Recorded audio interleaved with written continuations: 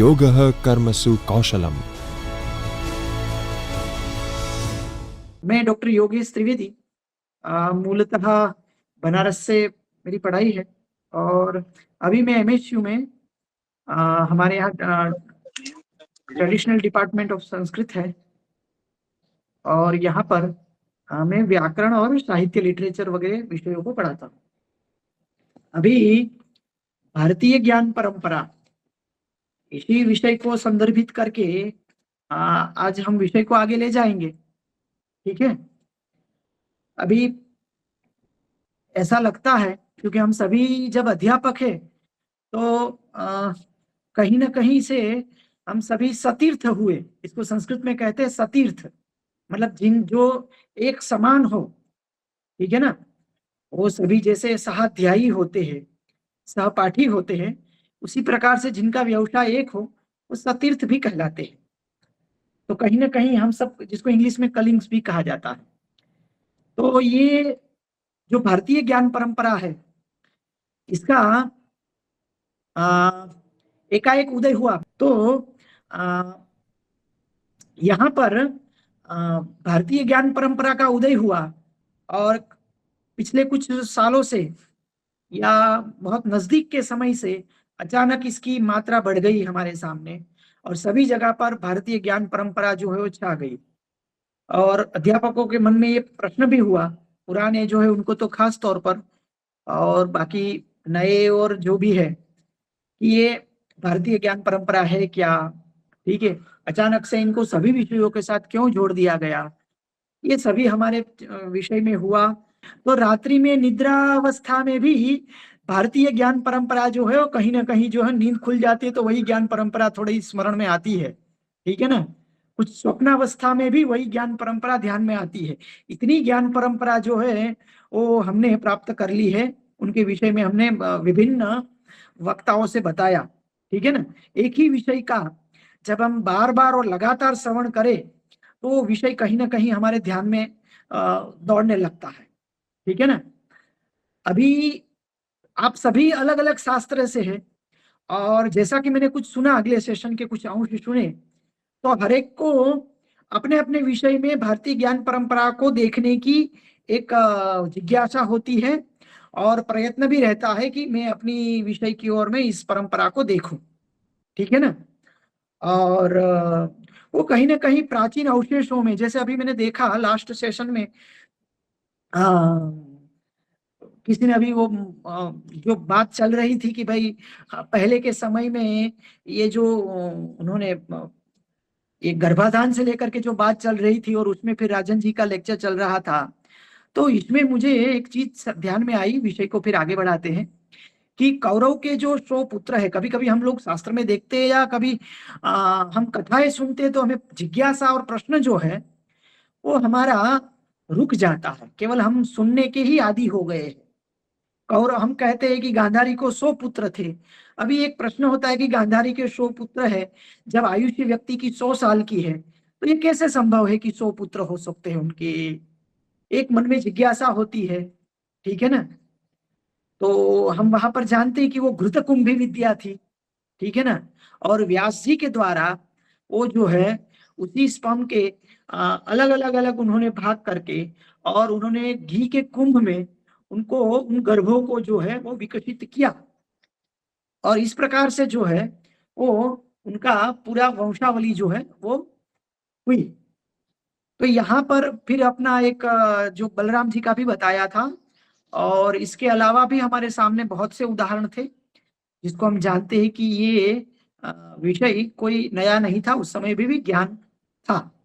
ठीक है। समुद्र में जाकर के अपना किस प्रकार से पानी में से ऑक्सीजन खींचना, भीम का उदाहरण था, फिर दुर्योधन का उदाहरण था।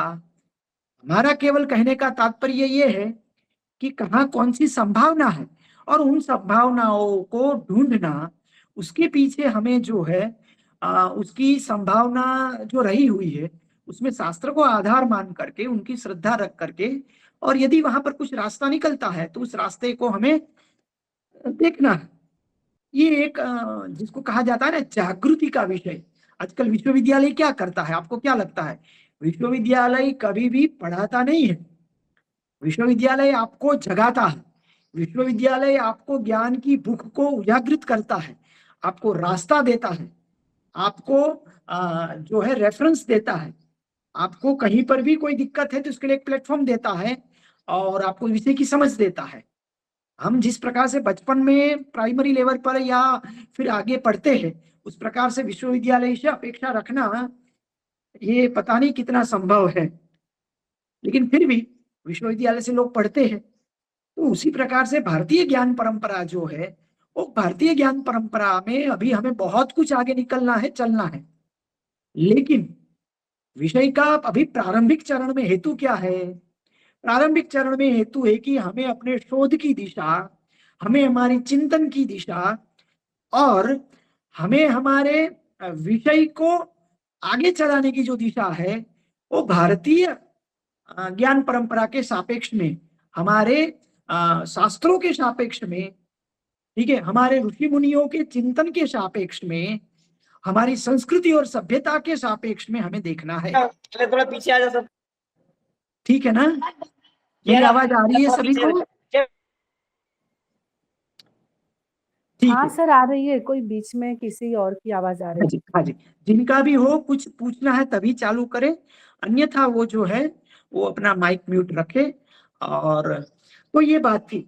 अभी मूल चीज ये है कि हमें जिस प्रकार से मानव का एक लक्ष्य है, क्योंकि आप सभी विभिन्न विषय से है, और जो मेरा कहने का जो विषय के प्रति मेरा जो झुकाव है, उसकी तरफ हम आगे बढ़ते हैं कि मानव अपनी सुख सुविधा, सभ्यता और जो व्यवस्थाएं हैं, उनको धीरे धीरे धीरे क्या करता है, वो उन्नत करता है। उनकी सभ्यता जो है, सिविलाइजेशन जो है, वो उनको और आगे सुख सुविधा पूर्ण ले जाता है। ठीक है ना? और हम क्या करते हैं, हम एक ज्यादा सुखाकारी जीवन की कल्पना कर सके और एक अधिक से अधिक हम सुख इस जीवन काल में प्राप्त कर सके, ऐसी आजकल सभी जो है मानव सृष्टि, उनकी अभिलाषा रहती है।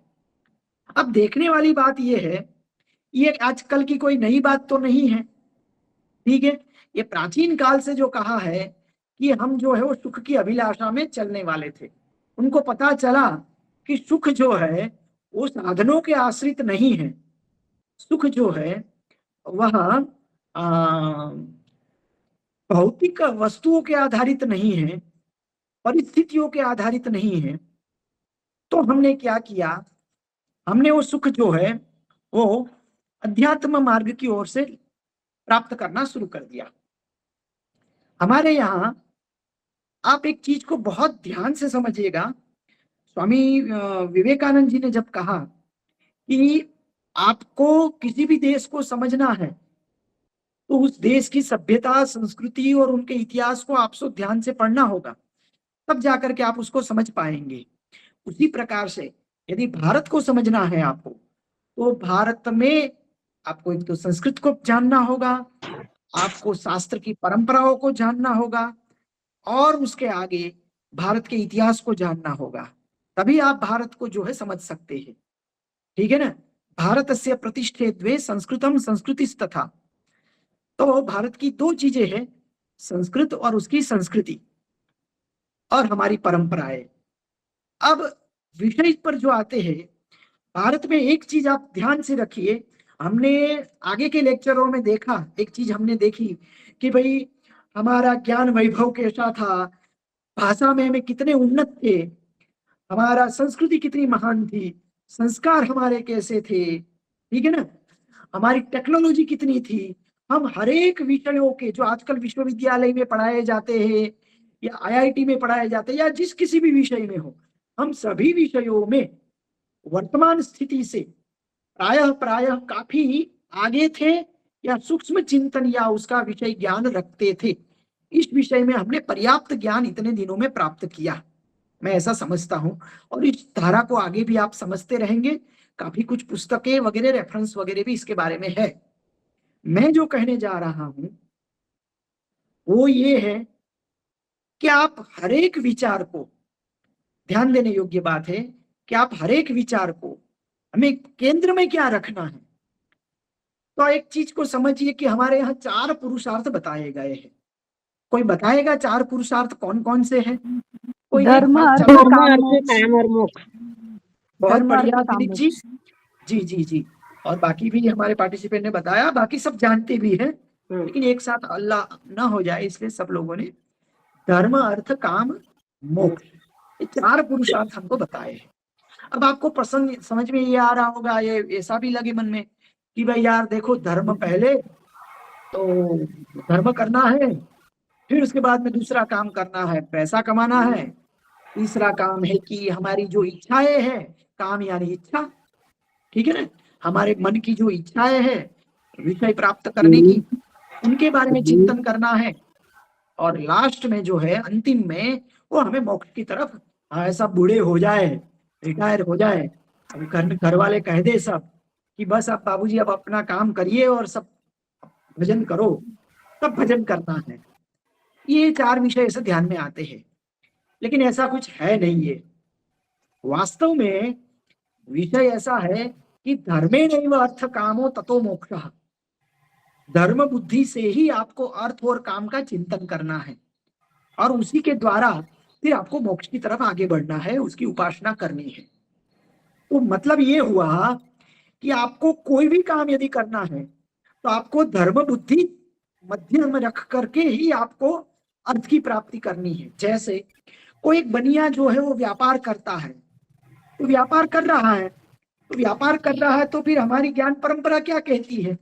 हमारी ज्ञान परंपरा कहती है कि भाई नहीं, उसको 8%, 10% से ज्यादा मुनाफा नहीं लेना चाहिए।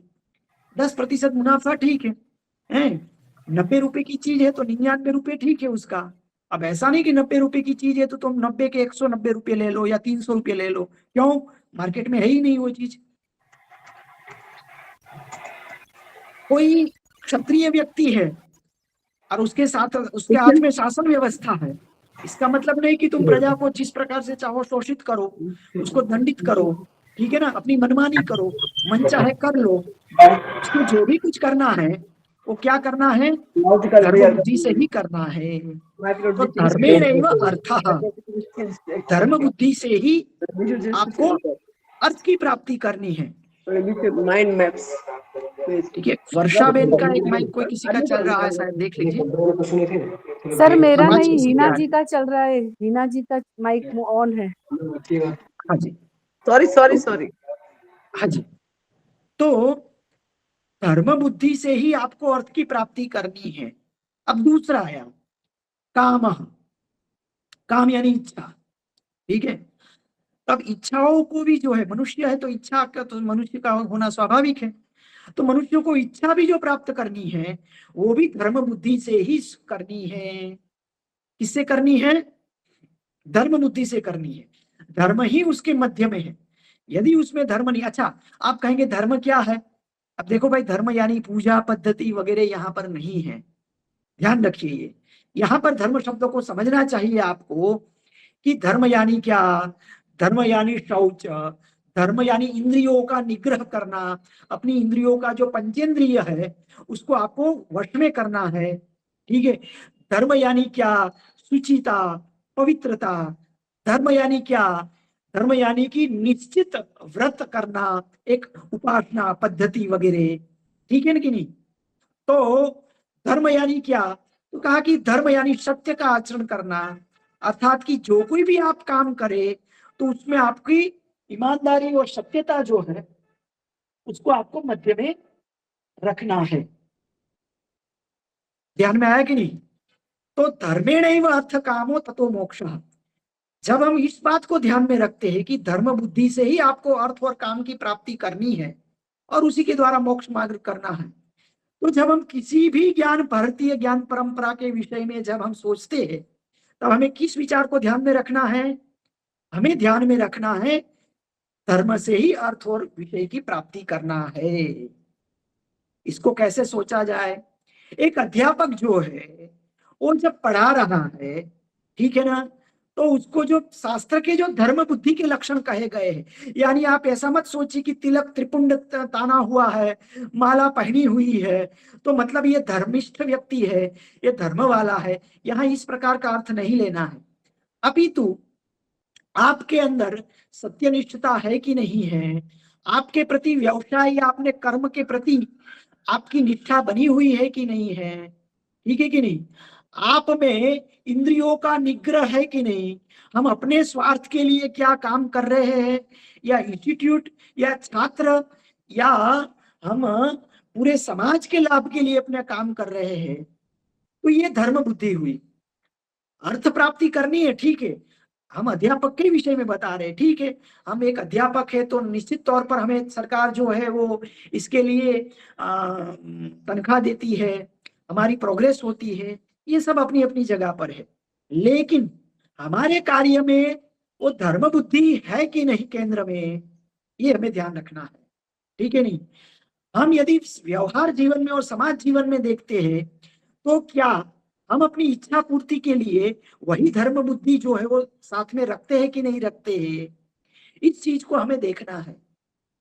आप एक चीज ध्यान में रखिए कि आप जब भारत का अवलोकन करेंगे, ठीक है, मुझे इस चीज का ध्यान में आ रहा है कि आचार्य धर्मपाल जी के विषय में जब इस विषय को प्रायः सभी पूर्व के लेखकों ने या वक्ताओं ने कहा होगा कि भारत कैसा था अंग्रेजों के समय में या उससे पहले, तो इसके विषय में Acharya Dharampal, the books of Dharampal, इतना आप नेट में सर्च करेंगे तो आपको पर्याप्त उसके अलग अलग वॉल्यूम जो है वो मिल जाएंगे, ठीक है ना।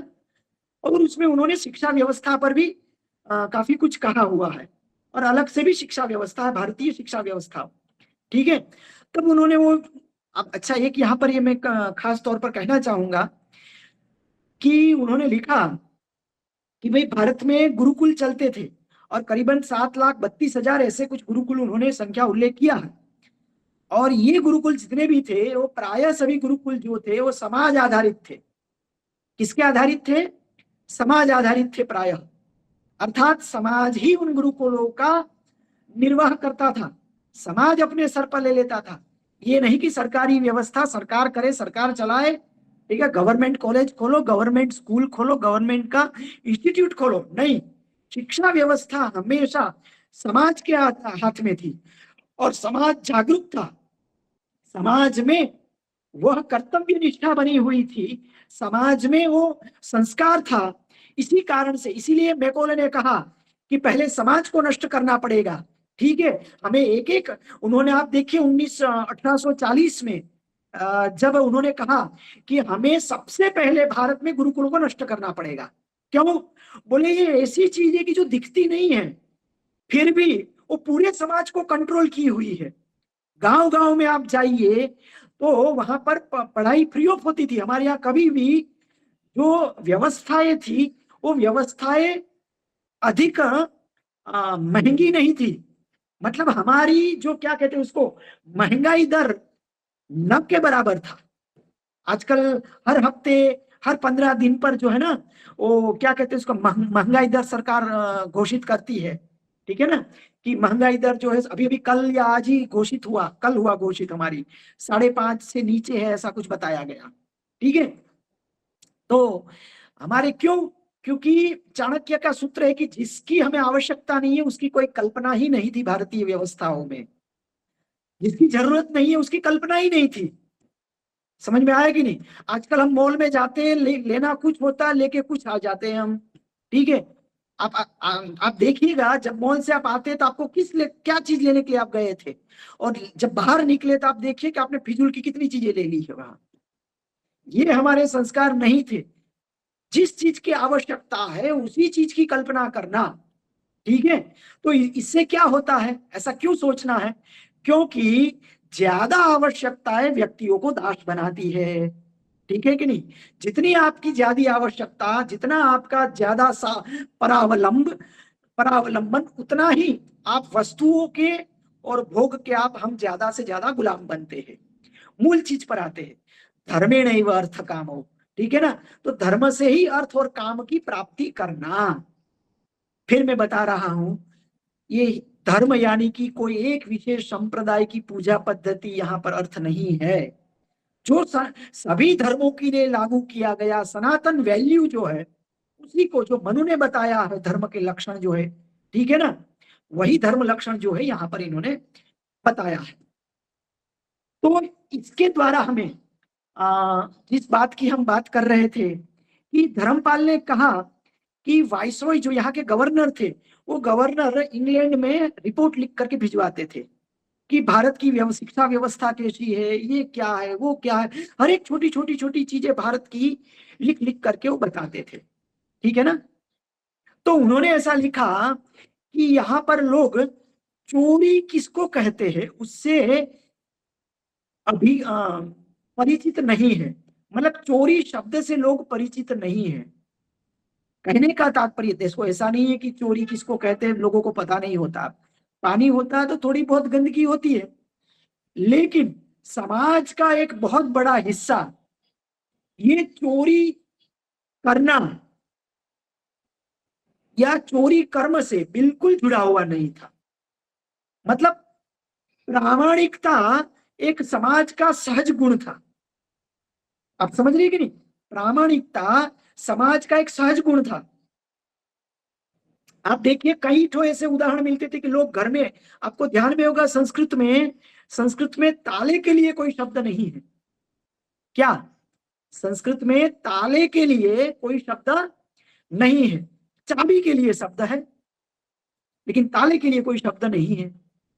तात्पर्य अर्थ ये है कि ताला लगाना, हमें इसको छुपा करके रखना, ये परंपरा आम भारतीय समाज में नहीं थी, अधिकांश भाग में। एक बात तो ये बहुत बड़ी बात है, व्यक्तियों का मॉरल वैल्यू जो है, एक उनका जो क्या कहते हो इसको, उसका जो वैल्यू जो है वो एक आदर्श स्थान पर जो है वो रही हुई थी। मतलब ये कि जो पराया है वो हमारे लिए किसी काम का नहीं है, जो पराया है वो हमारे लिए किसी काम का नहीं है। तो एक बात ये सामने आई, तो यहाँ पर कारण क्या था, क्योंकि शिक्षा में ही धर्मेणैव अर्थ कामो, शिक्षा में ही ये भाग अलग से नहीं कुछ पढ़ाया जाता था जैसे आजकल होता है ना वैल्यू एडेड एजुकेशन है, मूल्य आधारित शिक्षा। तो मूल्य और शिक्षा यह दोनों कभी अलग नहीं है, ये चीज को ध्यान रखिए। शिक्षा का ही एक भाग मूल्य है। आगे चल करके हमें समझना होगा कि शिक्षा और मूल्य दोनों कभी भी अलग नहीं। प्रारंभ के चरण में हमें छात्रों को बताना होगा कि भाई मूल्य ये है, मूल्य ये है, इसके लिए अलग से लेक्चर रहेगा वगैरह वगैरह। लेकिन आगे चल करके शिक्षक ही एक मूल्य का भाग हो जाएगा, शिक्षक का चरित्र ही मूल्य से जुड़ा हुआ रहेगा, तब हमें अलग से कोई शास्त्र उसको बताने की जरूरत नहीं रहेगी। समय लगेगा, हमें इस दिशा में आगे बढ़ना होगा। लेकिन मूल चीज, भारत में बहुत से रिसर्च हुए, लोगों के पास अनेक विद्याएं थी, गांव गांव में जाइए। एक मैं आपको उदाहरण बताता हूं, शायद आपको पता हो, नहीं है तो फिर आपके ज्ञान में वृद्धि होगी। छोटा सा है, संक्षेप में बता दूंगा। जब टीपू सुल्तान के समय में जब एक अंग्रेज अफसर जब कुछ संधि के प्रस्ताव को लेकर के टीपू के पास आया और उन्होंने कुछ प्रस्ताव रखा और प्रस्ताव ठीक नहीं था, कुछ उससे कुछ जो क्या बोलते हैं कर वगैरह जो है अत्यधिक कर मांगा गया, नहीं तो हम आपके राज्य को ले लेंगे, ऐसा कुछ प्रस्ताव था। तो टीपू जो है बहुत गुस्से हो गया और उन्होंने उस अधिकारी, अंग्रेज अधिकारी की नाक काट दी। ठीक है, अब नाक कट गई और उसको कहा कि तू यहां से भाग जा, नहीं तो मैं मार दूंगा। किसी तरह से वो वहां से भाग छूटा और काफी रुधिर बह रहा था, और जैसे तैसे वो गया और सबको पूछने लगा कि मुझे इसका उपचार कराना है, खून अधिक लगा है, काफी जख्म हुआ है, तो मुझे इसकी तत्काल जो है इसकी इलाज कराना है, क्या करूं। तो किसी ने बताया कि आप थोड़ा दूर चले जाओ, अमुक अमुक गांव है, उस गांव में आपका नाक जो है वो फिर से वो एक वहां पर नापित है और नापित आपके नाक को लगा देगा। क्या कहा, नापित जो है उस आपके उसको जो है वो उसको जोड़ देगा। अब उसको बड़ा आश्चर्य हुआ कि ये कैसे। कहा ठीक है, जैसे तैसे भी वो पहुंचा और उन्होंने वहां गांव पर जाकर के नापित से मिला। तब वो क्या कर रहा था, अपना काम कर रहा था नापित का। और उन्होंने कहा कि मुझे ऐसा ऐसा लगा है, तुम मेरा उपचार कर सकते हो क्या? तो उन्होंने कहा कि अब मैं कर तो सकता हूं, लेकिन आपको यहाँ पर 1 सप्ताह रुकना पड़ेगा। मैं कर दूंगा आपका, जैसा वैसा हो जाएगा, लेकिन सप्ताह रुकना पड़ेगा। वो अफसर थोड़ा आश्चर्य में था, डरा हुआ था, क्योंकि उसके पास कोई उपाय नहीं था। इसलिए वो वहां पर रुका और उन्होंने नापित ने, यानी कि गांजा, समझते हैं ना, नापित यानी गांजा, जो बाल काटने वाला नापित। ठीक है, मैंने वो संस्कृत शब्द नापित बता दिया थोड़ा। तो हेयर सैलून कट करने वाला, बाल काटने वाला। तो उन्होंने उसके नाक को प्लास्टिक सर्जरी करके जैसा है वैसा कर दिया। अब उसके बाद वो अंग्रेज अफसर जो था वो इंग्लैंड गया और वहां जाकर के, वहां पार्लियामेंट में उसने कहा कि आपको मेरे मुंह को देख करके कुछ विशेषता लग रही है क्या? बोले नहीं। बोले और ध्यान से देखिए। बोले बिल्कुल नहीं कुछ लग रहा है। तो उन्होंने कहा कि मेरी नाक टूट गई थी और मेरे हाथ में आ गई थी, ये नाक मैंने फिर से यहां पर लगाई हुई है, यानी कि मेरी नाक अंग को फिर से जोड़ा है। लोगों को विश्वास नहीं हुआ, उसने पूरी घटना बताई।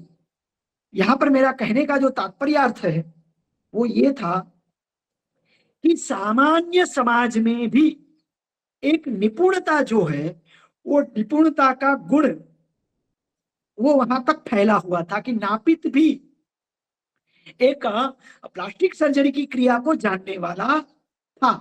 वो अपना नापित का काम करता था, लेकिन फिर भी वो समाज की सेवा भी करता था। क्या करता था? समाज की सेवा भी करता था। मैं आपको ऐसे बहुत से उदाहरण दूंगा आज के समाज में। वो किसान है, कोई व्यापारी है, कोई कुछ है, फिर भी वो अपने अपनी जगह से उपचार करते हैं। क्या करते हैं? उपचार करते हैं। हमारे एक बहुत नजदीक के रिश्तेदार हैं, दादाजी। वो गुजरात की बात बता रहा हूँ। वो बहुत ही जिसको कहा जाए कि क्या कहते हैं उसको, अ, ये फिशर वगैरह जो होता है, हरस वगैरह, हरस जो होता है जिसको, ठीक है ना, ब्लीडिंग वगैरह होती, तो उसका उसके बाद बेजोड़ उपचार है। और लिख करके कागज में देखे नहीं, इसका लाभ होगा। अच्छा, करते क्यों? क्यों करना है, किस लिए करेंगे? बोले कि ठीक है, आपको एक काम करना है, पक्षियों को, पशुओं को इतना दाना दाना पानी और ये चीज खिला देनी है, बस यही मेरी आपको दक्षिणा है। और आज से नहीं कर रहे, 50 साल से कर रहे हैं। उनको किसी गुरु ने, साधु ने बताया था कि ये करना है आपको। उदाहरण मैं इसलिए दे रहा हूं कि भारत में मोदी जी जब आए जामनगर, तब उन्होंने एक चीज बताई थी, उस चीज को मैं स्मरण करवा रहा हूं केवल। उन्होंने कहा कि जामनगर में पूरे एशिया का आयुर्वेद का सबसे बड़ा जो है वो आप इसका सेंटर बनाइए। और भारत की आयुर्वेद, यूनानी दवा और हमारी जो होम्योपैथिक दवा या इस प्रकार की कोई भी दवा जो है, उसका एक्सपेरिमेंट करिए, उसको आप जो है वो उसको दस्तावेज करिए, उसको उस पर रिसर्च करिए, पेटेंट करिए आप, और उसको समाज तक ले जाइए। कभी भी हमने उसको एक जिसको कहा जाए कि रिसर्च के तौर पर। और आज आप देखिए, मैंने अभी अभी में एक आध दो लेक्चर मेरे हुए थे आयुर्वेद में, तो मुझे ध्यान में आया कि आयुर्वेद में नाड़ी विद्या को सिखाया ही नहीं जाता है। वो बोलते हैं इसको हम मानते ही नहीं है, ऐसा कुछ है। लेकिन हमारे पास अनुभूति का विषय नहीं है। आज आप देख लीजिए उठा करके, आयुर्वेद में नाड़ी विद्या नहीं है। अभी एक कहाँ की बात हुई, भारतीय ज्ञान परंपरा की हम बात करते हैं। हम आयुर्वेद जैसे विषय में, मेडिकल के विषय में, नाड़ी परंपरा पर अभी हमारा प्रवेश ही नहीं हुआ है। जबकि भारत में हजारों नाड़ी वैद्य है। मानते हैं कि नहीं, इस बात को मानते हैं कि मेरी बात से आपको है कि नहीं है नाड़ी विद्या? सर ठीक है। सर, अगर पहले की जमाने की बात करें, राजा राजवाड़ों की बात करें, जी तो जी स्त्रियों को छूना मना था। जी जी तब जी पैरों की नसों को छूकर उनको क्या दर्द है, उसमें क्या रोग है, ये बताया जाता था। आज के हाँ डॉक्टर स्टेथोस्कोप भी अगर छाती पे रखे तो उन्हें पता नहीं चलता क्या हो रहा है। आपको एक और दुर्भाग्य चीज की बात बता है दूं, सर। आपको मैं एक अभी और चीज मेरे सामने की चीज बता दूं मैं आपको, ज्यादा दूर हाँ जाने की जरूरत नहीं है। 1999 में जब मेरा पढ़ाई खत्म हो गई, उसके बाद में मुझे ये बताया गया कि आपको आयुर्वेद का पढ़ना है, आयुर्वेद के विषय में अध्ययन करना है, ऐसा मुझे विकल्प दिया गया 1990 में, ठीक है, 99 में। और बहुत अवस्था मेरी छोटी उस समय, और उसके बाद में मैं करीबन 20 दिन भारत के अच्छे आयुर्वेदाचार्य जो थे उसके पास में रहा, और मैंने ये अनुभूत किया वो क्या करते थे कि स्त्रियों का एक होता है परंपरा कि भाई ठीक है, वैद्य को तो अनुमति है, लेकिन फिर भी वो किसी भी दर्दी को एक बार उसकी नाड़ी लिख लेते थे, फिर वो कहीं पर भी हो तो उस नाड़ी के आधार पर अभी उसकी कौन सी नाड़ी चल रही है और उसके हिसाब से उसको कौन सी दवा देनी चाहिए, ये उन्होंने आजीवन प्रयोग किया है। मतलब आप समझ सकते हैं कि एक बार नाड़ी देख ले करके वो लिख लेते थे, उसके बाद अभी उनकी कौन सी नाड़ी चल रही होगी और उस हिसाब से उनको कौन सी देनी चाहिए, ये उनका विषय था। और आदमी क्या खाया है, किस चीज का है, उनको कौन कौन सी बीमारियां है, ये आपको नाड़ी के बिना संभव ही नहीं है, संभव ही नहीं है। आप समझ में आया कि नहीं? और गुरुकुलों में आपको, जब गुरुकुल विद्या की राजन जी ने बात की अभी, ठीक है ना, गुरुकुलों में सिखाया जाता है कि नाड़ी को कैसे देखना है गुरुकुल में बच्चों को, और उसके आधार पर आपको बता देंगे कि आपकी प्रकृति, छोटे छोटे बच्चों की बात कर रहा हूं 15-15 साल के, कि आपको अभी कौन सी आपकी प्रकृति है, आप घर में किस किस प्रकार का आपका चिड़चिड़ापन है कि नहीं, आप क्या है, क्योंकि जैसे ज्योतिष में कुछ चीजें कॉमन होती है, वैसे नाड़ी को देखने में प्रारंभिक अवस्था में आपकी कुछ चीजें कॉमन होगी जो हर कोई बता देगा कि आपका स्वभाव ऐसा है, आपको ये अच्छा लगता है, ये खाना अच्छा लगता है, ये नहीं अच्छा लगता है। ये एक नाड़ी का प्रारंभिक चरण है। तो मेरा कहने का तात्पर्य ये था कि जब हम भारतीय ज्ञान परंपरा की बात करते हैं तो भारत में ज्ञान की कोई कमी नहीं थी। ध्यान में रखिए, जब सिकंदर आया ना, तब उन्होंने देखा कि यार यहाँ पर तो आप जाओ जंगल में कहीं पर भी है, तो आपको देखेंगे शिवरात्रि के मेले में जाओ, आप कुंभ के मेले में आप देखिए, अपने इलाहाबाद वगैरह जहां भी लगता है तो कितने साधु आ जाते हैं।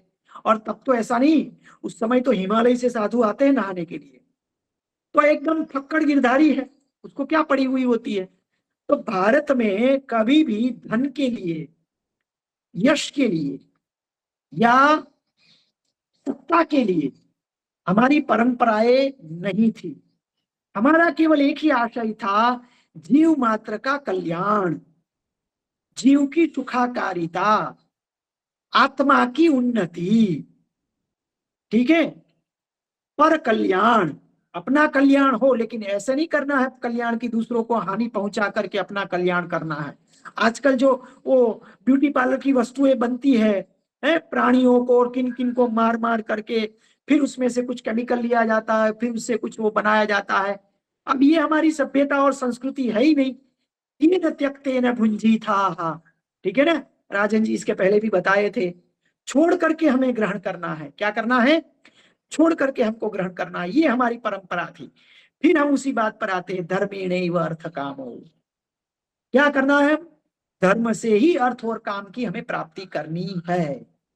किसी भी विषय को देखना है, किसी भी विषय में हमें आगे होना है, तो वहां पर हमारे केंद्र में जो है वो धर्म रहेगा। यदि हमारे केंद्र में धर्म नहीं है तो ऐसी प्रगति भारतीय ज्ञान परंपरा में ग्राह्य नहीं है। विषय ध्यान में आया कि नहीं? इसीलिए कभी भी हमने ज्ञान को गुप्त नहीं रखा। ज्ञान जो था वो सबके लिए है, जो कोई भी आया उसको हमने ज्ञान दिया, ठीक है ना। मध्यकालीन समय में आप देखिए, ठीक है, उस समय में ज्ञान, भक्ति और धर्म की आराधना के विषय में आपको ध्यान में आएगा, है कि नहीं है? तो अच्छा, एक चीज और भी यहाँ पर देखने लायक है, समझने वाली बात है। जब तक आप भारतीय ज्ञान परंपरा की हम बात कर रहे हैं, ठीक है ना, तो हम पहली बात तो ये आई कि आपको लक्ष्य पता नहीं होगा तब तक हमें सही दृष्टि नहीं मिलेगी। समझ में आया कि नहीं? अर्थ की प्राप्ति, अर्थ जो है ना, वो भारत में कभी गौण नहीं था। अर्थ जो था वो अर्थ सहज प्राप्य था। आप देखो कि भारत में इतनी सोने की चिड़िया, या आप कहो कि भारत संपन्न था, ठीक है, क्यों? क्योंकि इसीलिए संपन्न था, हमारी आवश्यकताएं कम थी, हैं? हम क्या थे? हम देने में मानते थे, लेने में नहीं मानते थे। हमारा पैतृक परंपरा से हमारी जो है वो अर्थ की भी परंपरा हमारी चली आ रही थी, लेकिन क्या था? भोग भोगना नहीं थी हमारी परंपरा। क्या था? भोग को प्राप्त करना, ये हमारी कभी परंपरा नहीं रही है। योग को प्राप्त करना, ये हमारी परंपरा रही है। ध्यान में आया कि नहीं? इस विषय के बारे में बहुत ही चिंतन की आवश्यकता है, क्योंकि आपको अपने अपने विषय बहुत से हो सकते हैं। कोई माइक्रोबायोलॉजी से है, कोई साइंस से है, कोई आर्ट्स से है, कॉमर्स से है। सब विषय में हम बात करने जाएंगे तो बहुत सी बातें होगी बातें। एक एक विषय में भारतीय ज्ञान परंपरा का आपको उदय मिलेगा, मैं मना नहीं करता हूं, लेकिन आप इसके विषय में देखिए। क्या आपको देखना यह है कि आप एक बात समझिए, दधीची ऋषि ने, कोई आया और उनको कहा कि हे ऋषि, हमारे यहाँ दाहोद पड़ता है एक तो गुजरात में, वहीं के दधीची ऋषि थे, ऐसा कहा जाता है। तो दधीची को कहा गया कि भाई आपके हड्डी से जो है वज्र बनाना है और उस वज्र से जो है राक्षस का नाश करना है, तो आप अपना देह छोड़ दीजिए और हमें आपकी हड्डियां चाहिए, ठीक है, और उस हड्डी से हम वज्र बनाएंगे। ऋषि का कहा कि भाई ठीक है, यदि अधर्म का नाश करना है और यदि धर्म को बढ़ाना है, धर्म यानी फिर वही बात, धर्म यानी टीका करके किसी एक संप्रदाय को घंटी बजाना, ये नहीं धर्म है। संसार में वही सत्य, अहिंसा, करुणा, प्रेम, ठीक है ना, ये सभी जो चीजें हैं, इनको हमें यदि बढ़ाना है और उसमें यदि मेरा कुछ कंट्रीब्यूशन चाहिए, यदि मेरा कुछ योगदान चाहिए, तो मैं अपना देह छोड़ने के लिए तैयार हूं। क्या हूं? तैयार हूं। ध्यान में आया कि नहीं? तो उन्होंने अपने जो है शरीर को दे दिया। तो ये क्यों आया हमारे सामने? इसलिए कि भक्ति का भी यही मात्र साधन था संसार का, कि धर्मेणैव अर्थ काम ततो मोक्षः, धर्म के द्वारा ही हमें मोक्ष करना है। अब देखो, दधीची ऋषि को करना था, मोक्ष प्राप्ति की साधना कर रहे थे, लेकिन धर्म मार्ग से करना था। अब जब धर्म पर हानि आई, तब उन्होंने कहा कि नहीं, मोक्ष में अगले जन्म प्राप्त कर लूंगा, ठीक है, बाद में कर लूंगा मैं, अभी मुझे धर्म के कार्य में मुझे जुड़ना है। धर्म के कार्य में फिर से मैं बता रहा हूं, यहाँ सभी हमारे अध्यापक होंगे, सब भिन्न भिन्न संप्रदाय के होंगे, अपनी परंपरा और पूजा पद्धति को मानने वाले होंगे, लेकिन यहाँ धर्म का अर्थ था वही सत्य, अहिंसा, अक्रोध वगैरह जो बताए गए 10 धर्म के लक्षण है, उसकी स्थापना के लिए मैं अपने शरीर को छोड़ने के लिए तैयार हूं। एक गांधी जी का भजन भी याद आ रहा है, अक्सर बोलते थे उस शब्द को, वैष्णव जन तो मुक्ति न मागे, मागे जन्म जन्म अवतार रे। हाँ, वैष्णव जन तो मुक्ति न मागे, मागे जन्म जन्म अवतार रे, ठीक है ना। वैष्णव कभी भी मुक्ति नहीं मांगते हैं, क्या मांगते हैं? हर जन्म में मुझे अवतार प्राप्त हो और मैं इन दीन दुखियों की मदद कैसे कर पाऊं। समझ में आ रहा है? केंद्र बिंदु विचार का यह है कि धर्म से ही हमें अर्थ और काम की प्राप्ति करनी चाहिए, यही हमारे विषय में रहना चाहिए। जब हम इस बात को लेकर के हम चश्मा ये पहनेंगे, तो हमारा प्रत्येक कार्य जो है वो पूजा हो जाएगा। क्या हो जाएगा? पूजा। एक बात मैं आपको बताता हूं, ठीक है, वैसे चुनाव नजदीक आ रहा है और हमें किसी नेता वगैरह के विषय में बोलना नहीं चाहिए, केवल हम एक चर्चा भर कर रहे हैं। मोदी जी ने खुद कहा था कि मुझे कभी भी राजनीति का ज्ञान नहीं था। वो जब आए और गुजरात में उसने सत्ता संभाली तब भी उसको विशेष कुछ ज्ञान नहीं था। उसके बाद जब वो दिल्ली गए तब भी उसको विशेष कोई ज्ञान नहीं था, ठीक है।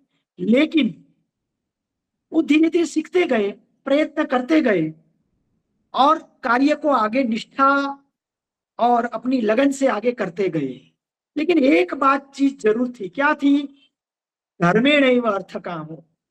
जो कुछ भी करना है उसको हमें न्याय संगत रूप से, हमें उसको देखते हुए प्रजा और इस देश का नुकसान न करके ऐसा प्रयत्न करना है। ये एक उनकी मंशा थी, ऐसा सब मेरा व्यक्तिगत मानना है। जाहिर मंच से मैं नहीं बोल रहा हूं इस चीज को, ठीक है।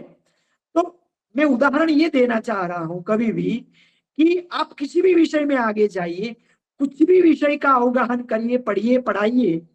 जब आपकी धर्म बुद्धि रहेगी, आपकी कल्याणकारी बुद्धि रहेगी, जब आपकी परोपकारी बुद्धि रहेगी, ठीक है ना, तब क्या होगा? आप उस विषय में निश्चित रूप से सिद्धि को प्राप्त करेंगे, उस विषय में आगे बढ़ पाएंगे और आपकी विद्या से आपके छात्र, आपका इंस्टीट्यूट या संस्था और समाज, ये सभी निश्चित रूप से प्रभावित होगा। ये चीज सामने आती है। अब सामान्य रूप से देखिए, ठीक है ना, हमारे यहाँ मुख्य केंद्र क्या था? मैं बनारस में पढ़ता था। एक दिन सुबह घाट पर पे 5 बजे पहुंच जाता था, 5 बजे घाट पर। वो वहां पर गंगा घाट अपना असली घाट है और सुबह सुबह जल्दी होता है। तो जो भी लोग जो उपासना करने वाले और जो साधना करने वाले होते, वो लोग सुबह सुबह 5:30 6 बजे तक जो है वो सभी आ जाते, गंगा जी का स्नान करके चले जाते थे, ठीक है। तो एक बहुत बूढ़े थे, वो आए और वहां पर वो कुछ पाठ वगैरह कर रहे थे और वो पढ़ाई भी कर रहे थे, ठीक है ना। तो मैंने पूछा उनसे कि भाई आप तो यहाँ पर आते हैं, इतनी आपकी आयु हो गई है और आप इतनी आयु पर पढ़ते लिखते हैं संस्कृत या आप अपना उपनिषद वेद पुराण क्यों पढ़ते हैं? तो उन्होंने बहुत ही अच्छा आंसर दिया। उन्होंने कहा कि मैं अगले जन्म का संस्कार एकत्रित कर रहा हूं। क्या उन्होंने कहा? शायद इस जन्म में तो मेरी आंखें बहुत देर से खुली है, लेकिन मैं अगले जन्म के संस्कार एकत्रित कर रहा हूं। बहुत ही होनहार, समझदार और संपन्न थे वो, लेकिन फिर भी वो तन मन धन से वो वहां पर भक्ति कर रहे थे और ज्ञान की प्राप्ति का प्रयत्न कर रहे थे। तो ये जो हमारी परंपरा या सोच है कि भाई हमें अपने इस मनुष्य जीवन की सफलता के लिए और यह लोक और परलोक, इन दोनों को साधने के लिए हमें प्रयत्न करना चाहिए, ठीक है कि नहीं। बहुत सी कहानियां सुनी, सिकंदर आया था खाली हाथ जाएगा खाली हाथ, काफी कुछ चीजें हम कहते रहते हैं, ठीक है। हाथ खुला था उनका। तो ये एक जो बात जो है मुख्य विषय केंद्र बिंदु की, वो हमारी कहीं ना कहीं पूरी ज्ञान राशि में। इसीलिए एक चीज और भी ध्यान में रखिए, ज्ञान के 2 प्रकार का बताए गए हैं। कौन सा? एक परा और अपरा, ठीक है, परा ज्ञान और अपरा ज्ञान, ठीक है। एक सांसारिक ज्ञान और एक पारमार्थिक ज्ञान। जो विषय वस्तुओं का ज्ञान रहता है उसको सांसारिक ज्ञान कहा गया है, और जो इस आत्मा की उन्नति का ज्ञान जो कहा गया है वो पारमार्थिक ज्ञान है। मुझे आपको कोई धर्म के विषय में इस प्रकार से मुझे यहाँ पर व्याख्यान करने का मेरा विषय का तात्पर्य, मेरा आशय नहीं है। मेरा कहने का तात्पर्य यही है कि हम जिस विषय को भी सोचे तो हमें यहाँ पर फिर वही बात मेरा एक ही आएगा, धर्म बुद्धि को माध्यम रख करके ही हमें उस चीज में आगे बढ़ना है, ठीक है। इससे क्या मिलने वाला है? इससे आपको मिलने वाला है कि आप जो है वह कोई भी कार्य जब करेंगे तब आपको कभी भी ये कार्य उचित है कि नहीं, अनुचित है, इसका चिंतन नहीं करना पड़ेगा। आपको कभी भी इसमें निष्फलता की कभी भी आपको प्रतीति नहीं होगी। ठीक है। दूसरा, कभी कभी ऐसा भी होता है, लोग मानते हैं ऐसा कि जब वो कहता है ना कि यदि आपकी निष्ठा सही है तो पूरी कायनात आपके मदद में लग जाती है। क्या कहते हैं? जब आपकी निष्ठा सही है तो पूरी कायनात यानी कि पूरा संसार या पूरा ब्रह्मांड जो है वो आपकी मदद के लिए खड़ा हो जाता है, ऐसा कहते हैं। ठीक है, हम सबने ऐसा मानते हैं कि नहीं भाई, अच्छा काम करो तो जो है वो सभी मदद करते हैं, सब अदृष्ट शक्ति भी मदद करती है। तो जब आप धर्म बुद्धि से ही कार्य निर्वाह करेंगे तो मेरा ऐसा समझना है कि निश्चित रूप से जो है वो हम हमारी भारतीय ज्ञान परंपरा में एक चरण और आगे जा पाएंगे। क्यों? आचार प्रथमो धर्म, आचार प्रथम धर्म है। जब आपके हमारे पास में आचार ही नहीं रहेगा तो धर्म की क्या बात करना। जैसे होता है ना, एक गुजराती है लेकिन उसको मैं बता देता हूं, न नहीं देखा हो गुजराती, लेकिन इसको मैं हिंदी ट्रांसलेट करता हूं कविता का, शायद सभी गुजराती नहीं इसलिए। ठीक है। जिसने भूख नहीं देखी है वो भूख पर बोल रहा है, जिसने भूख नहीं देखी वह भूख पर बोल रहा है। अनीति से युक्त जीवन है जिसका, सभा में वो नीति पर बोल रहा है। ठीक है। पराई नारी को देख करके उनके ऐसे वैसे उनके नयन हो रहे हैं और सभा में वो ब्रह्मचर्य पर बोल रहा है। ठीक है। तो मुझे यही समझ में नहीं आ रहा है कि ऐसा क्यों होता है, फूल डूब जाते और पत्थर तैर जाते हैं। तो आजकल लोगों का जीवन, हालांकि ये प्रासंगिक गुजराती में ज्यादा था, मैंने तत्काल उसको हिंदी में ट्रांसलेट किया है। ठीक है। यहां मेरा तात्पर्य कहने का ये है कि जब उस प्रकार का आचरण नहीं रहेगा, ठीक है, हमारी उस प्रकार की क्रिया नहीं रहेगी, और यदि केवल ज्ञान पक्ष को लेकर के हम बातें करेंगे, ज्ञान पक्ष को लेकर के ही हम जब उसकी चर्चा वगैरह करेंगे तो उससे कुछ हमें प्रगति प्राप्त होने वाली नहीं है। जब उस प्रकार का हमारा जीवन होगा, उस प्रकार के हमारी जो है वो आचार विचार होंगे, तब हम अपने विषय में, अपनी ज्ञान परंपरा में एक कदम आगे बढ़ा पाएंगे। चाहे कोई भी विषय आपका हो, आप कोई कहता है कि नहीं मुझे महाभारत से मेरा विषय बायोलॉजी है, माइक्रोबायोलॉजी है, कॉमर्स है, ये है वो है, ठीक है ना, ये सब विषय है आपके, और आपको भारतीय ज्ञान परंपरा में कुछ सोचना है, सीखना है, शास्त्र से कुछ प्राप्त करना है। ठीक है। तो हमें क्या बनना होगा? हमें अपना आचरण जो है वो तद अनुरूप करना पड़ेगा। हमारा चिंतन जो है वो ऐसा नहीं कि धोती पहन ली, तिलक कर लिया, ये अर्थ में नहीं है। कृपया हमारा आचरण जो है वो धर्म बुद्धि से युक्त हो, हमारी संस्कृति के अनुरूप हो। ठीक है। हमारा वो जो 10 लक्षण मनुस्मृति में बताए गए धर्म के लक्षण हैं, उस प्रकार का हमारा जीवन उससे जुड़ा हुआ हो।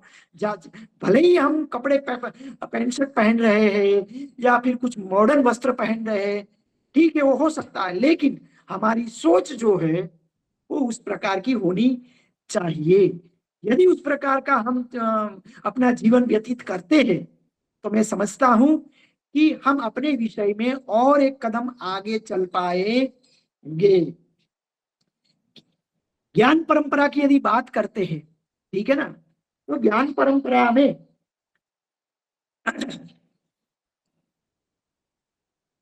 भारत, भारत शब्द है, सबको पता है, भा यानी ज्ञान, और उस ज्ञान में जो रत है, उस ज्ञान में जो रत है, ध्यान में आएगी, उसको भारत कहा गया। भा यानी ज्ञान, और उस ज्ञान में रत जो है वो भारत हुआ। मतलब कि बहुत साल पहले शास्त्रों ने कह दिया है कि भारत ने कभी भी ये नहीं कहा कि हम संपत्ति में सबसे आगे चले जाएंगे, हम टेक्नोलॉजी में सबसे आगे हो जाएंगे, नहीं। भारत की 2 संपत्तियों का वर्णन किया गया है, और वो है हमारी सभ्यता, संस्कृति, और दूसरा है हमारी भाषा। ठीक है, ये दोनों ही हमारे सबसे बड़े रतन हैं, क्योंकि हमारी जो ज्ञान राशि है, जैसा कि राजन जी बताए थे अगले लेक्चर में, वेद, उपनिषद, पुराण वगैरह, ठीक है, वो ज्ञान राशि एक संस्कृत भाषा के माध्यम से जुड़ी हुई है, इसलिए हम उसको रिस्पेक्ट करते हैं। और वो उसका एक एक वाक्य, ठीक है ना। एक चीज और भी इसमें ध्यान में रखने वाली चीज है, क्या, सत्य और ऋत, ये दो शब्द है, आप अपनी नोटबुक्स में लिख सकते हैं, सत्य और ऋत, ठीक है। तो ये कोई कहता है कि भाई सत्य क्या है, ऋत क्या है, ठीक है ना। तो सत्य जो है, तो सत्य से तो हम परिचित हैं, सत्य से, लेकिन जो ऋत है, ऋत, सत्य हो सकता है कि काल के अनुसार आपका सत्य में परिवर्तन हो सकता है, काल के अनुसार आपके सत्य में परिवर्तन हो सकता है, लेकिन ऋत जो है वो तीनों काल में अपरिवर्तनीय होता है। ऋत क्या है, तीनों काल में अपरिवर्तनीय है। जैसे सत्य का कह दिया आपने, जैसे वो कहानी आती थी, कोई कसाई था और गाय जा रही थी, आगे गाय जा रही थी, कसाई पीछे आ रहा था थोड़ी देर के बाद, और किसी को पूछा कि भाई तुमने गाय को देखा, हालांकि उसने देखा था, लेकिन फिर भी कह जाता है नहीं, गाय किस तरफ गई, बोले उस तरफ गई है। तो वहां पर वो सत्य हो जाता है, क्या हो जाता है, सत्य हो जाता है, उस सत्य का स्वरूप है। क्यों, क्योंकि उन्होंने जो है वो उसको बचाने के लिए, क्योंकि स्वयं उससे लड़ने के लिए असमर्थ था और उसका वध न कर दे, इसलिए उसने वो आश्रय लिया। ऋत जो है वो ऋत कैसा होता है, ऋत होता है वो तीनों काल में अपरिवर्तनीय होता है। इसलिए देखिए, आपको गणपति अथर्वशीष यदि किसी ने सुना हो या किसी का जाना पहचाना, तो उसमें आता है सत्यम वदिष्यामि, ठीक है, ऋतम वदिष्यामि, ये बोलते हैं सत्यम वदिष्यामि। इतना ही नहीं कहा, फिर कहा कि ऋतम वदिष्यामि, ठीक है कि नहीं। तो मैं सत्य बोलूंगा, ऋत बोलूंगा। तो ऋत जो है वो क्या रहता है, तीनों काल में अपरिवर्तनीय है। तो वेद वगैरह जो है, वो वेद में जो ज्ञान है वो क्या है, ऋत है।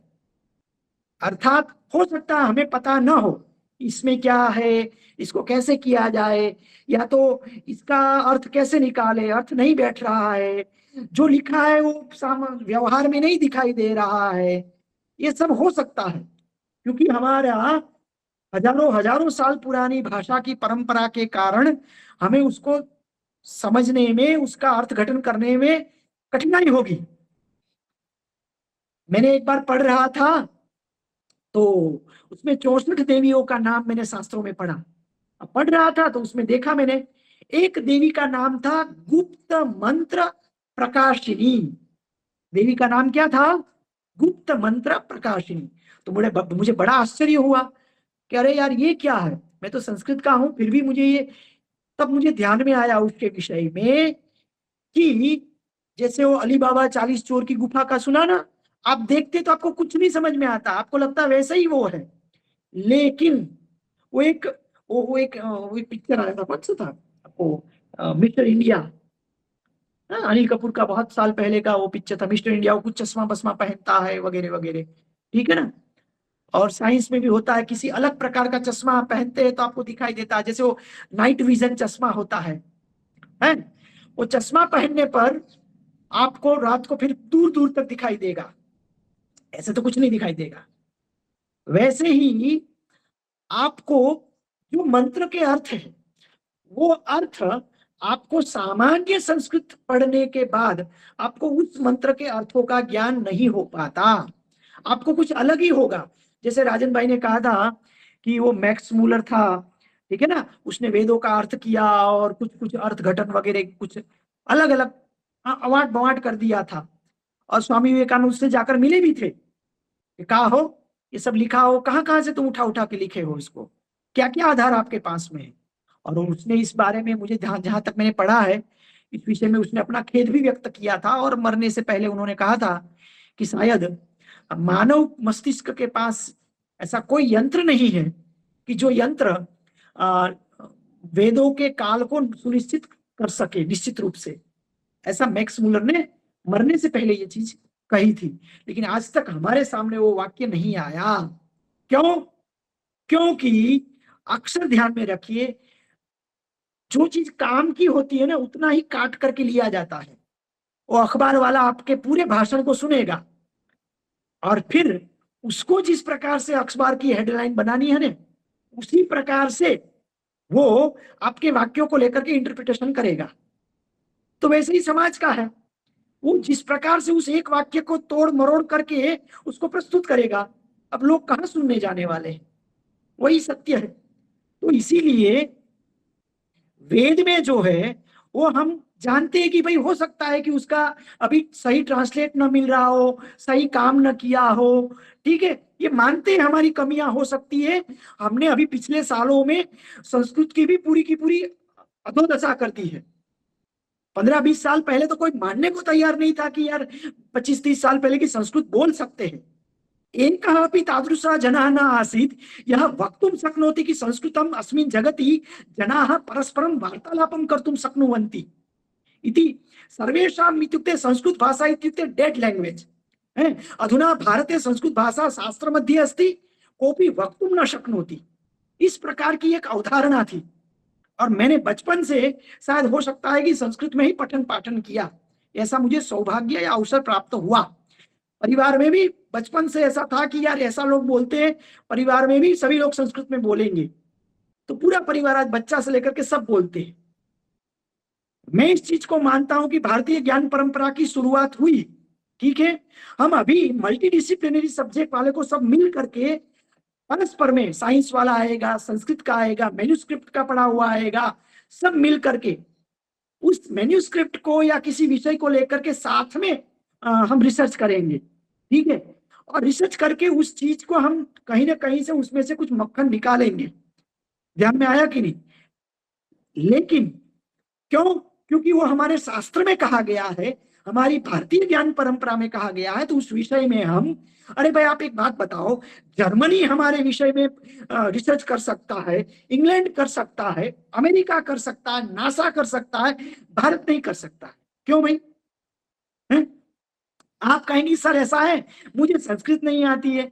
दूसरा कहेगा सर मैं कहूंगा कि सर मुझे साइंस थोड़ा बहुत कम आता है, थोड़ा बहुत।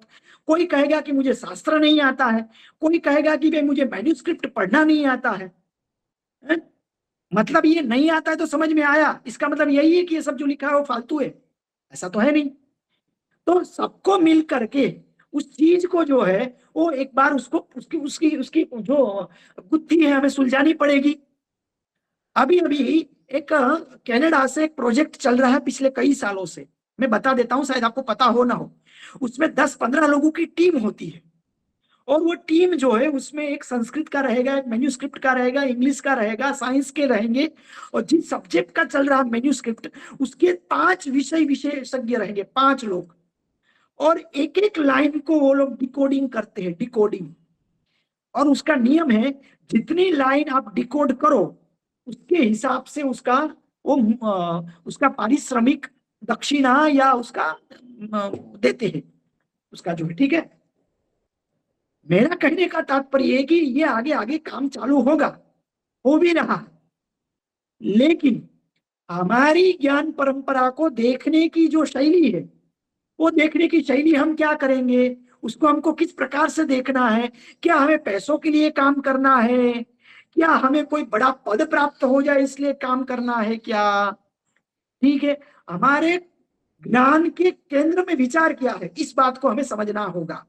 और मैं समझता हूं कि जब हम इस विचार को समझ लेंगे कि धर्म से ही हमें अर्थ और काम की प्राप्ति करनी है और हमें उसी के द्वारा हमें इस मानव शरीर का अपनी सभ्यता का विकास करना है, उसको दूसरे शब्दों में कहे तो मोक्ष की प्राप्ति करनी है, ठीक है, तो हम समझते हैं कि वाकई में हम सही रास्ते पर जा रहे हैं, ऐसा आप समझ सकते हैं। ठीक है, जैसे कि आपको एक उदाहरण बताता हूं, मैं, छोटा सा शब्द है।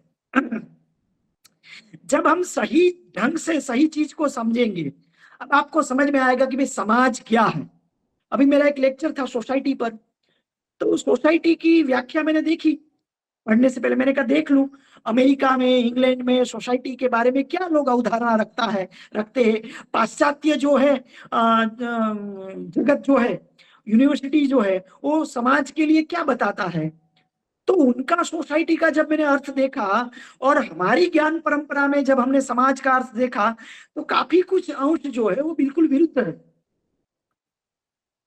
समाज शब्द का भारतीय ज्ञान परंपरा की अवधारणा में समम अजतीति समाज क्या है, ध्यान देने योग्य बात है।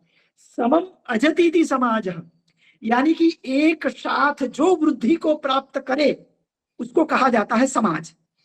ठीक है, तो हम समाज यानी क्या समझते हैं, हम समाज उसी को कहते हैं कि जहां पर सभी समान रूप से जो है वो प्रगति को प्राप्त करे, उसको समाज कहते हैं। तब जब हम अपनी भारतीय ज्ञान परंपरा के विषय में किसी को भी जब हम समझने का प्रयत्न करेंगे तो हमें अपने चश्मे बदलने होंगे, हमें अपनी ज्ञान दृष्टि को थोड़ा स्थिर करना होगा, हमारी ज्ञान दृष्टि को पवित्र करना होगा, हमें उसकी दृष्टि अपने शास्त्रों के अनुसार, अपनी संस्कृति के अनुसार रखना होगा। और फिर मैं कहता हूं एक बात समझ लीजिए, इंडोनेशियन को एक प्रश्न पूछा गया था सन 1990 के दशक में कि आप रामायण महाभारत वगैरह को क्यों मानते हैं, जबकि आप तो मुस्लिम कंट्री है, आप क्यों मानते हैं उनको, क्यों आप इनके उत्सव वगैरह करते हैं। उन्होंने बहुत ही अच्छा आंसर दिया था, ठीक है ना। क्या दिया था उसने आंसर, उसने कहा था कि देखिए भले ही हम अभी मुस्लिम हो, भले ही हम अभी अन्य मत या संप्रदाय या धर्म को मानने वाले हो, लेकिन इससे हमारे पूर्वज नहीं बदल जाते, इससे हमारे पूर्वज कभी नहीं बदल जाते। मेरा कहने का तात्पर्य ये है कि हम सभी भारतवासी हैं, हम सभी का डीएनए एक है, हम सभी के शास्त्र एक है। यदि हम भारतीय ज्ञान परंपरा को खोजने का प्रयत्न करेंगे तो हमें उन शास्त्रों के प्रति दृष्टि करनी होगी, उनमें रहे हुए ज्ञान को देखना होगा, हमें उस ज्ञान के केंद्र बिंदु में जो विचार है उस विचार को भी समझना होगा। इसका अर्थ ये कदापि नहीं है कि कोई एक धर्म, कोई एक ज्ञाति या कोई एक विचार को पूरी एजुकेशन सिस्टम पर थोपा जाना या उसको लादना, ये विचार नहीं है। अपितु हमें इस चीज को समझना होगा कि हम किस दृष्टि को लेकर के हमारी पूरी सभ्यता 500, 1000, 2000 साल से चली आ रही थी, उस सभ्यता का केंद्र बिंदु जो विचार है, उस केंद्र बिंदु विचार को कहीं ना कहीं हमें ढूंढना होगा और उसको समझ करके अपने हृदय में उसको बिठाना होगा, ऐसा मेरा समझना है। ठीक है, यदि इस चीज को हम समझ लेंगे तो मैं समझता हूं कि पूरे भारतीय हमारी जो विरासत है, हमारा जो संस्कार है, हमारी सभ्यता जो है, ठीक है, हम किस प्रकार से जीते थे, हमारा अतीत क्या था, इसको हम सही ढंग से समझ सकते हैं और उसी के आधार पर हम आगे की पीढ़ी का निर्माण कर सकते हैं। एक बात ध्यान में रखिए, आज भारत कहीं ना कहीं वर्गखंड में, हमारे कक्षा में, हमारे क्लासरूम में, अध्यापक प्राध्यापक के मन में वो नूतन भारत का निर्माण होने जा रहा है और उस नूतन भारत के निर्माण में, ठीक है, हम जो है वो महत्वपूर्ण भूमिका को निभा रहे हैं। और उसके लिए सबसे बड़ी बात है, हमारी समझ को थोड़ा व्याप्त करना होगा, थोड़ा और ज्यादा करना होगा। हो सकता है कहीं हमें समझ में ना आए, कहीं प्रश्न हो सकता है, कहीं सिस्टम से दिक्कत हो, कहीं विचारधाराओं से दिक्कत हो, ऊपर बैठे हुए लोगों में भी कहीं भ्रांतियां हो, धीरे धीरे ये सब कुछ होगा। लेकिन हम इस पूरे विषय को स्पष्ट करने इसके साथ साथ में हमें इसका केंद्र बिंदु विचार जो है उसको ज्यादा से ज्यादा स्पष्ट करना होगा, ऐसा मेरा समझना है। आप लोगों ने धैर्यतापूर्वक सुना, इसके लिए बहुत बहुत धन्यवाद। मैं एमएस यूनिवर्सिटी से ही योगेश त्रिवेदी, डॉक्टर योगेश त्रिवेदी, ठीक है, आप सभी का बहुत बहुत धन्यवाद। अस्तु।